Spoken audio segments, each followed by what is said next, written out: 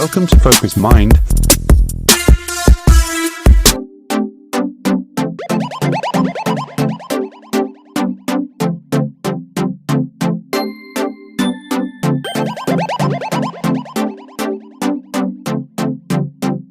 So whatever you cannot perceive through five senses, if you perceive that, then that is called as Vishesh Gyan or extraordinary knowledge. The nature of the universe can be grasped if you know the language of the inanimate, every form, how it is made.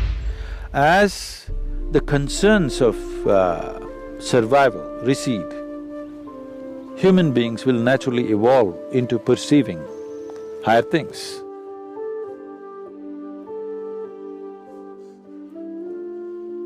In the yogic system, we look at the human mechanism like this. There are five dimensions to it, there are five layers to it. Usually it's referred to as sheaths, ore it's called, that means sheath, one inside the other. One is the physical body, which is referred to as the food body, because this is essentially a heap of food that we have gathered over a period of time. The next is known as the mental body, because we ascribe intelligence to every cell in the body. There is more memory and intelligence in each molecule of DNA than you can decipher through your brain. That much of intelligence and memory is sitting right here. The third layer is called as the energy body. There are three fundamental aspects to it, but it's the first two which normally are experienced by most people, the right and the left, which has 36,000 on the right and 36,000 on the left, pathways or channels, which are described as nadis, which meet in 114 different major points, and these points are seen as possibilities. So, mysticism identifies these 114, the geography, the energy geography of the body, and how you could exploit this to transcend the limitations of the human mechanism. Now, the fourth layer is called as Vijnanamaya Kosha. What the word Vijnana means is, it is coming from two different words, Vishesh Gyan. Gyan means knowing or knowledge. Vishesh means an extraordinary way of knowing. So whatever you cannot perceive through five senses, if you perceive that, then that is called as Vishesh Gyan or extraordinary knowledge. So we are talking about a transitory dimension which is transiting from physical to non-physical. So the fifth dimension, this is in whatever in the New Age language in America, they're saying this is etheric body. It's not an appropriate description, it is a transitory state where physical is fading out into non-physical nature.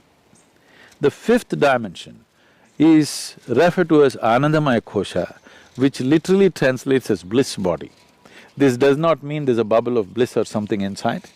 It is purely non-physical in nature. Because it is non-physical, we do not know how to define or describe it. There is no definition to it, there is no description to it.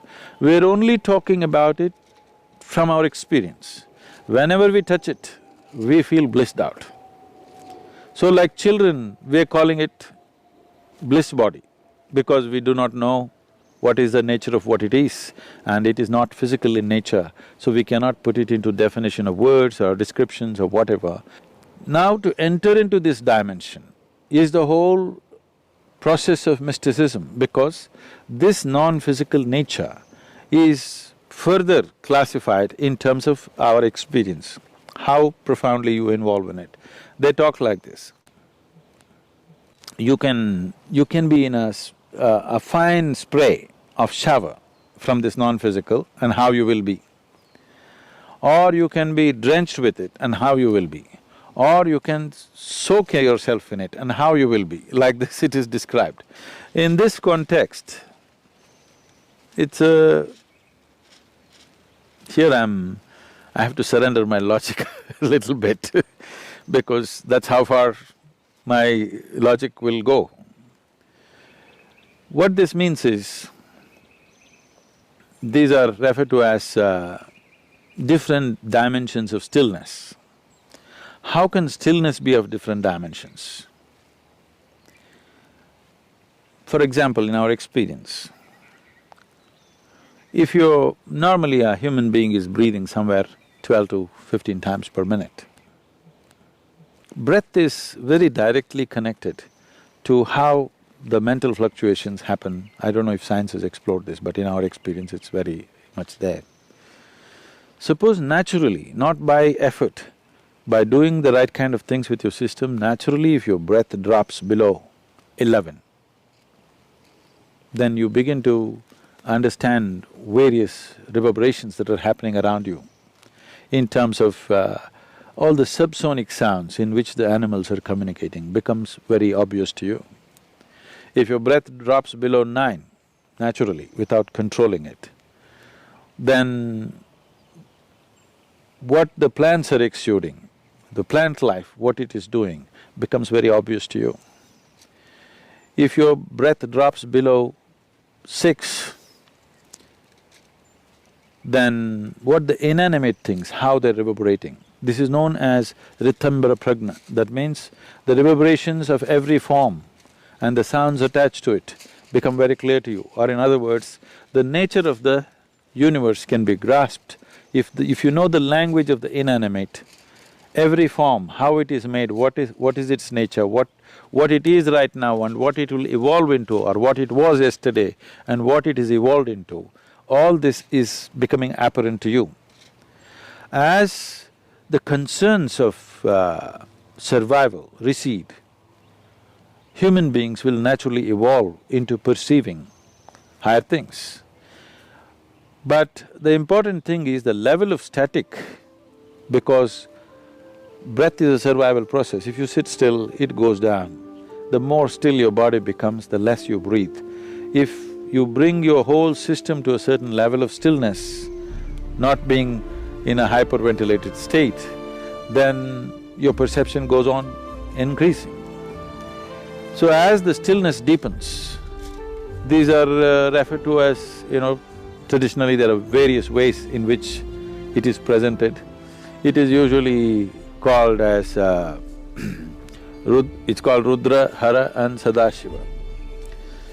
One is still, but he's vibrant, he's roaring. Another is still, but he's in activity still. Another is absolutely still. Now always that which is absolutely still is referred to be as the ultimate intelligence. Everything else, in its anxiety to be active, it is sacrificing its intelligence at a certain level to be in a state of action. But that which is absolutely still is considered the highest intelligence. It is only in Eastern mysticism, the source of creation is been always celebrated as the highest intelligence. This is the biggest mistake I think modern societies have made is, people were told God is compassion, God is love, God is generosity. These things mean something to you only when you don't have them. If you're not loved, you will look up, God should love you.